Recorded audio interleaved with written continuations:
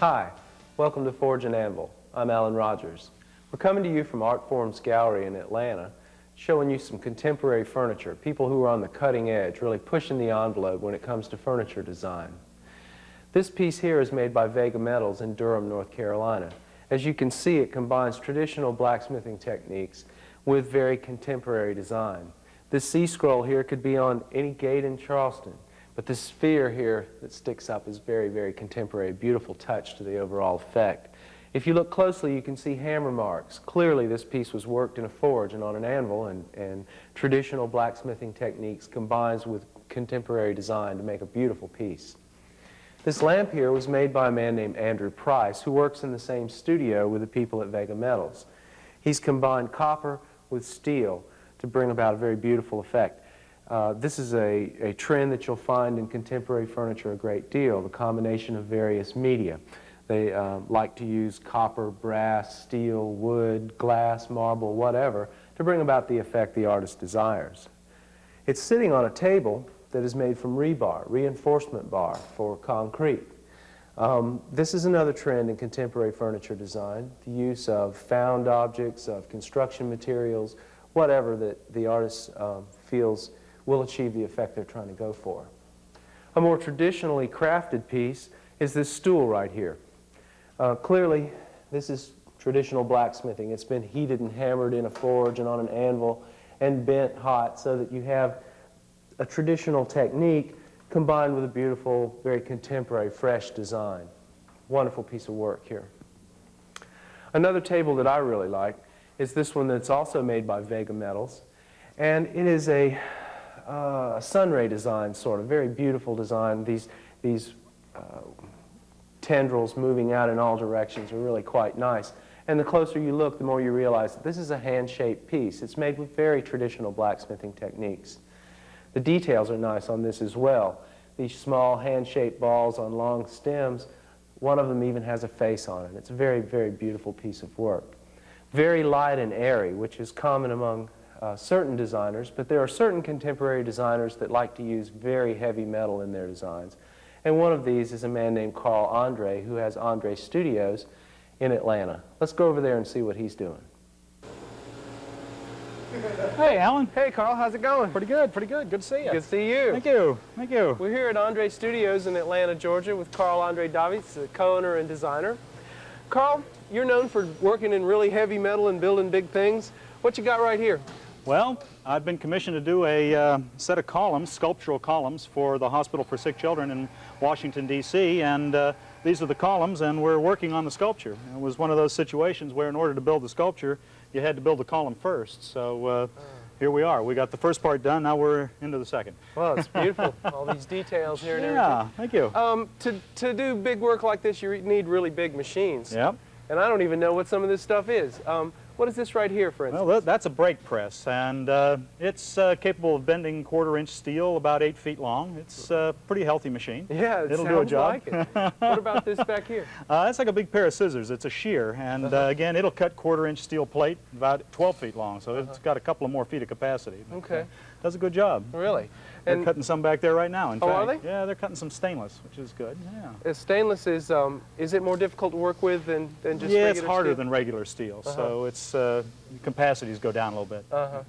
What about this unit here? That's a hand brake. That's sort of a smaller version of this big guy here, and this one will do up to about 16 gauge material over 12 feet long, and you operate it by hand. You pull the thing up. So it's got some versatility that the big one doesn't have, and vice versa. It depends on what you want to do. We sort of size the job to the machine. You know. Right. A little bit lower tech with the human power in it. Absolutely. Well, this looks like a pretty high-tech machine on the other hand. What is this? It's high-tech, and right now on my list. I've been having some problems with this machine. We're tracing these patterns and cutting with this machine. We put this on the bed and we trace around this, and we end up with that, as long as we're not breaking bits. But right now I'm down because the bits are broken. So it's endless. It's endless. It absolutely is. This is architectural bronze, and it's what's going to end up in the columns we were looking at. Once we clean these up, we'll bend them so that they form an angle, and then we'll put them in place and secure them into the columns themselves. Well, so, you don't always work in such a large scale, I know. Do you have any examples of your smaller pieces? yeah, I've got some furniture pieces, I believe, in the other room here. Take a look. I've got some models and whatnot. We'll go see what's in there. Let's Besides, go it's check cool it out. in there. Yeah, I hear you. Oh, that was good. Well, Carl, I recognize this. This is the column we were standing next to outside, right? Yes, it is. This is the Hospital for Sick Children project, and what I'm doing here is trying to work out the bronze parts that are going to go inside the columns. That you saw one of them out there sitting by the nibbler, and this is how I arrive at those. I cut them out of paper first, and then fold them up and put them in place, and that gives me an idea of what the final piece is going to look like. And you know, some models take more time than others. This is an inexpensive way of working, and it's a quick way of working, and I can get real quick information that way. And well, you're clearly a drawer. Do you have art training? Did you go to design school? Oh yes, oh, yes. Yeah? I've got lots of education. You're qualified. I'm qualified. Yes, Right. I went to Art Institute in Cleveland, Ohio, and then did you? did my graduate work at Georgia State University. So wow. So you're kind of a native. yeah, I've had a lot of that drawing stuff. It comes in handy when you're doing this. Clearly, it's beautiful. What about this mouse here? Didn't I see that on the column also? Yes, you saw a version of him. This was one of the originals when we were. I was playing around with this earlier, and again, it's an example of how you can make things out of paper that you know, that you can then take and turn into metal. I've got all the parts are right here, and all I've got to do at this point, if I want to build this out of sheet material, is copy it off into individual pieces of steel, cut them out, and weld them together, and you end up with a mouse. Well, what is this piece here? Oh, this is a piece. I'm glad you pointed that out. This is a piece that I still have in the back room. Luckily or unluckily, I don't know. It's looking for a home. But it's a desk also, and this will be a good thing to take a look at because you'll be able to see what happens from the model stage to the final project. Well, great. Let's take a look. Good. Let's do. Okay. Thanks.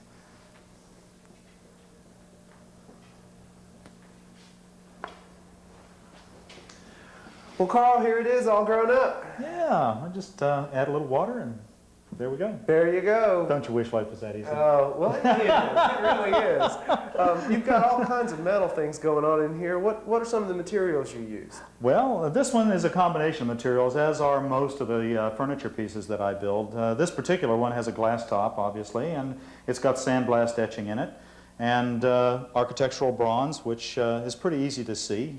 Those are, you know, obviously all the gold pieces. And the painted pieces are all aluminum, the red disc at the end and the perforated material here and the blue forms here. And there you go, mixed media. What can you right say? There, Yeah, that's it, mixed media, and off we go. Yeah, well, what's the title of this piece? It's called Red Planet Landscape. All right, all right. Well, that fits. There's the red planet. That's right. All right. Hey, Well, there's who's my here? brother. All right. This is Mike. Do you remember Mike, Yeah, Allen? of course, Mike Andre. All right, nice to meet you. Well, we appreciate y'all letting us look around your shop and everything and take up all your time. And Our thanks a pleasure. lot. Come back anytime. All right, thank you. Good.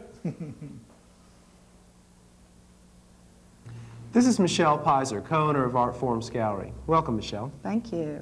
Tell us, what's the basic philosophy of Art Forms Gallery? Well, in showing fine art furniture, we really wanted to push the concept of what a table or a chair or a lamp really is. And we wanted everything in the gallery to be presented on pedestals as a sculptural form where almost the form preceded the function, although the function is very important because it is a fine art furniture gallery. So we hope we've stuck with that philosophy, and that's the one we really started with. Well, it's beautiful. You've really done a good job, and Thank you. it's inspired me to try to expand my horizons and to make a very contemporary chair that we're going to manufacture back at my shop. Let's head over that way. Our project for today is a chair. It's a very complex project, but don't be intimidated by it. Really, if you do it in the proper sequence, it's pretty easy to do. Now, I generally build fairly traditional pieces, but today I decided to do something a little more freeform, just to show you what steel can do and to use some different materials. There are a lot of problems with chairs, with furniture of any kind, benches, beds, whatever. You've got to deal with certain ergonomic problems, like a comfortable seat, a comfortable height for the leg of the chair, the distance from the bottom of your leg to the ground, the angle of the back of the seat. There are all sorts of problems that have to be solved, and good planning is essential. You've got to really know where you're going before you start. And you need to build a road map. Now, usually when I'm building a chair, if it's one for myself, it just comes as an idea. Sometimes I'm sitting around at night or whenever, driving the car, and I'll have an idea, and I'll get out my pad and make a sketch. Usually I stop the car, hopefully, but anyway, I make a sketch of what I'm going to do, and then I come down when I start to make the project itself and put a sketch on my table so I have it on a good fireproof surface and I can refer to it while I'm working. And this is the one that I came up with last night. I decided to use this particular design. It's a very free-flowing design that kind of combines traditional scrolling with sort of a more abstract geometric. The first thing I do, as I say, is do a sketch that I can refer to so I can see the entire project in my mind. After that, I want to solve certain ergonomic problems. Now, I've solved many of them over the years, and this is one of the ways I've done it. I've gone to a chair that I find to be particularly comfortable and that I enjoy sitting in and just measured it, figured out exactly why it's comfortable, the size of the seat, the height of the leg, the angle of the back. This is a chair I made several years ago, and I found that it solves all these problems for me. It works really well as sort of a universal chair design. And once we have our pieces cut for our chair, we can begin to shape them so that we can then assemble them. One of the first things that you need to shape is the seat. Now, I like to make this as a cold bend. When you're making a very long bend, it's better to have uniform heat in the piece that you're working on. You can get a more uniform long bend. And so I bend this cold with a scroll bender. And you can make one of these. Clearly I made this one. You just weld together various pieces and make a square bottom so it will fit into the hardy hole. Then you begin to bend. This piece was already bent, as I spoke about. We cut it off the center of a longer piece. And you can bend like this.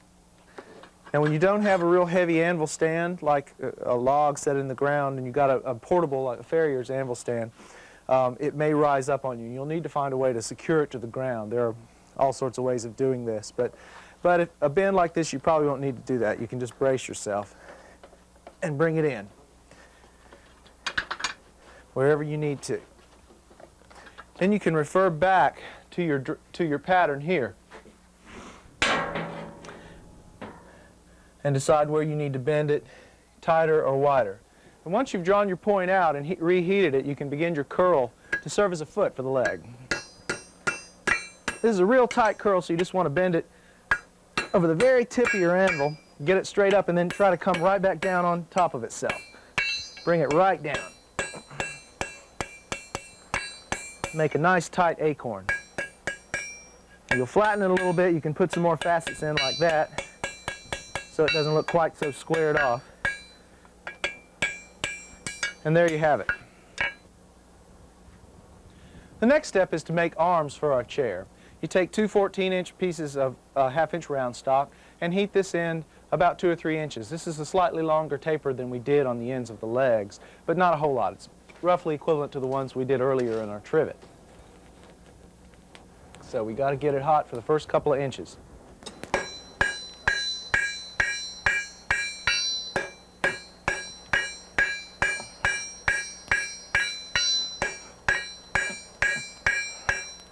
Now I'm going to use this arm that I've made as a pattern. I use the same arm on a lot of my chairs, so I keep one around just to use as a pattern. And we'll use this to refer to. So make your curve essentially a nice gentle curve.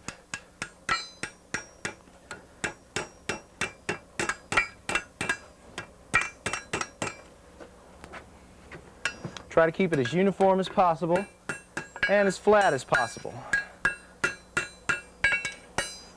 And you can always back it up a little bit. Now let's see what we have here.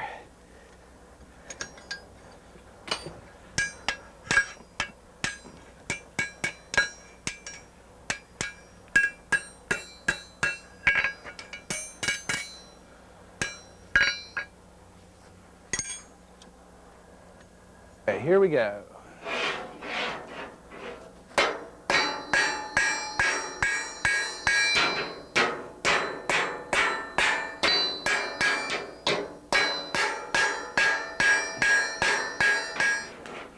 Refer back to your drawing to make sure you know what you're making and how big you're making it. This is going to be about a 2.5-inch swirl here that I'm going to bend around.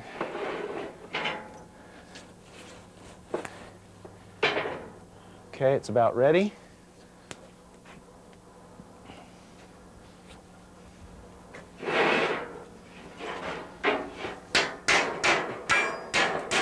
Now that we have all of our pieces cut and forged, we can begin to assemble them. And the first thing that I like to do is to assemble the seat. Place the piece that we cold bent into the pattern that we drew on the table and add this rear bar. And then tack weld it here and here, flip it over and complete your weld.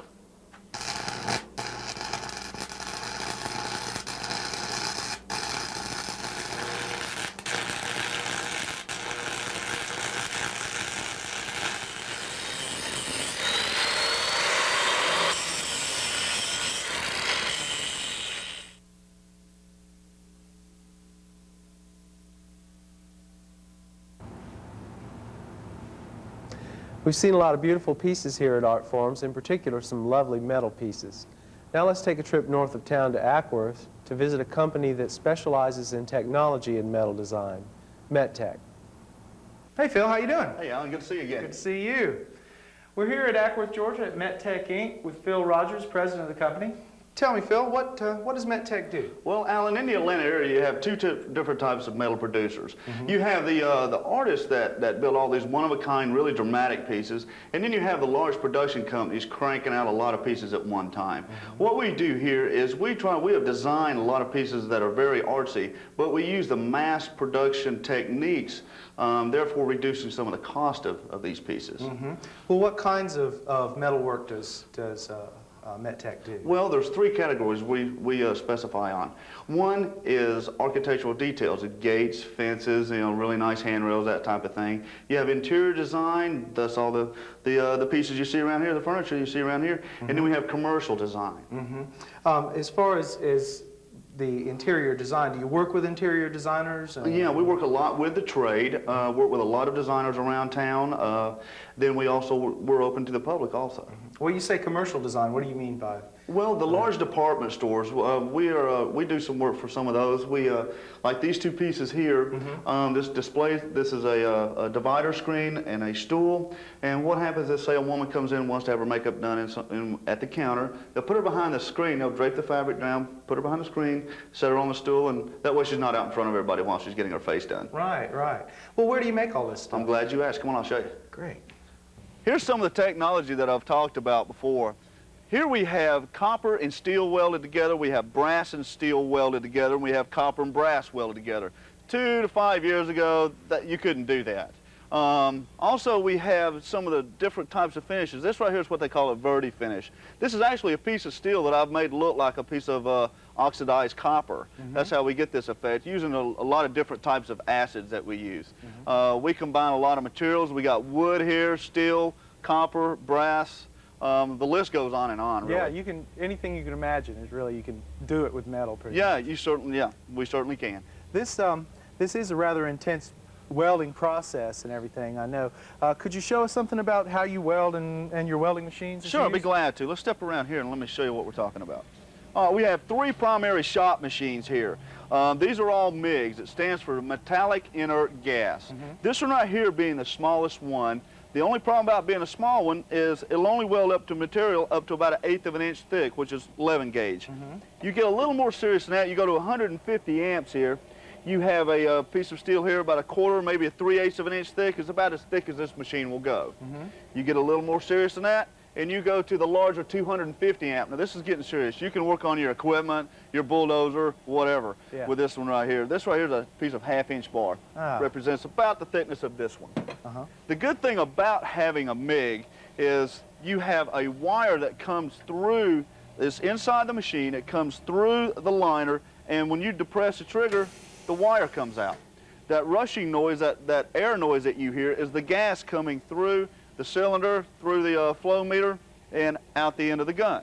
Without that gas, this wire would just stick to the metal because of the electricity going through it. What is this here? Okay, that right there is, if as much as you know about welding, you have the little balls and everything. Whenever you weld it, you have that little splatter and everything. This right here is what they call anti-splatter.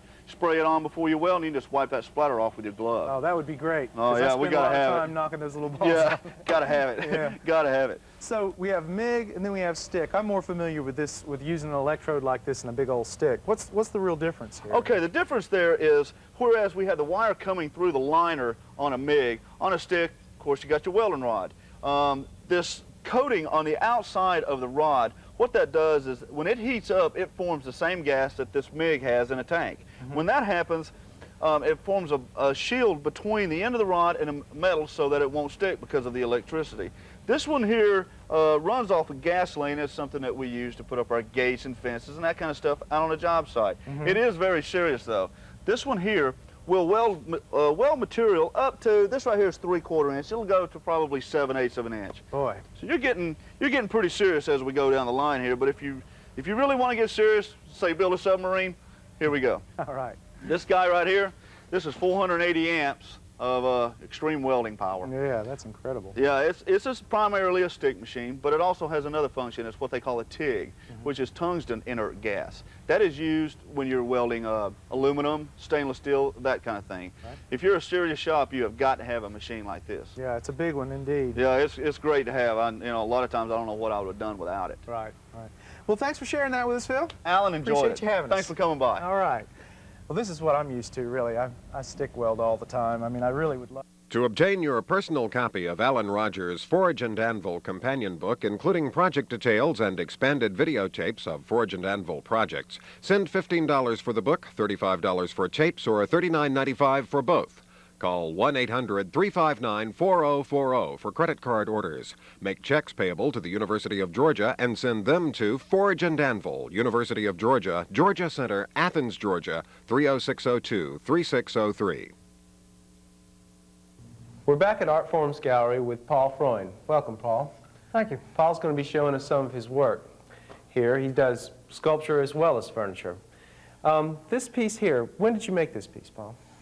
About a year ago. A year ago. Is it representative of many of the techniques you use or the tools that you use in general?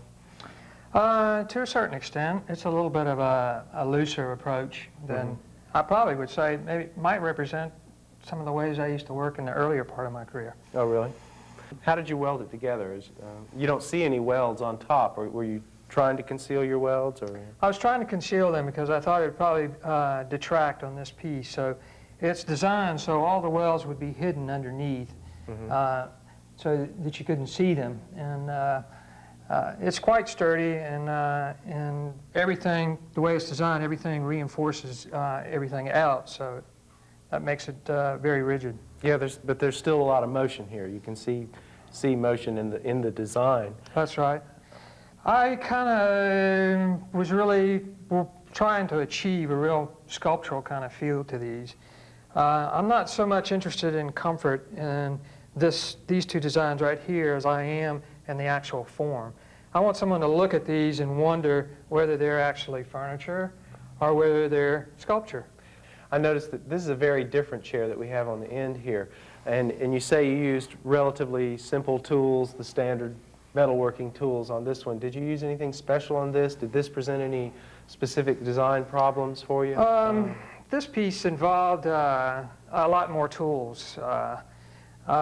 This is done with, could be done actually with an arc welder, which is basically a stick rod, but in this case I used a wire feed or a MIG welder, which is a basic industrial tool.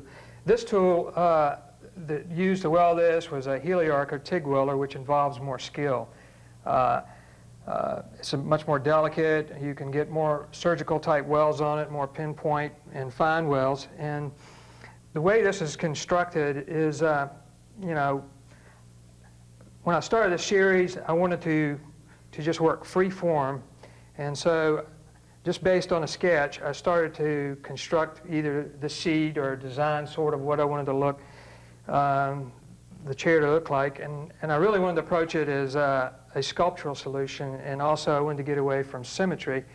And I wanted to do something really I hadn't seen done at all in furniture design. But to do this piece involves a lot more skill in terms of the actual fitting the pieces, cutting the pieces, fitting them up, and welding them with accuracy, not putting too much heat in it, warping the forms, which would detract from them, because of the finish on it is much more refined. Well, it really looks comfortable. Let me give it a try. Okay, do that.